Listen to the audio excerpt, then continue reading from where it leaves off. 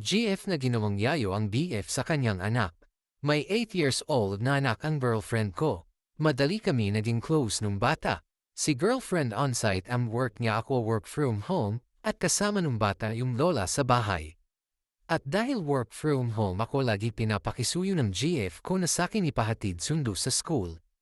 Tapos after school gusto pa niya ipasyal ko yung bata kahit na alam niya pang gabi ang work ko at napupuyat lagi.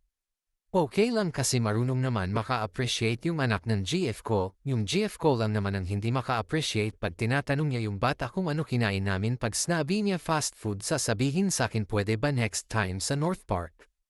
Di naman nagpapabili yung bata ng mga laruan pero sinasabihan niya pabili ka kay tito, mayaman yan. Isasagot ng bata okay lang na ipasyal ko na naman daw siya. Sa mismo araw ng birthday ng anak niya di ako pwede pero siya pa nagalit at nagpumilit na ipasyal ko yung anak niya.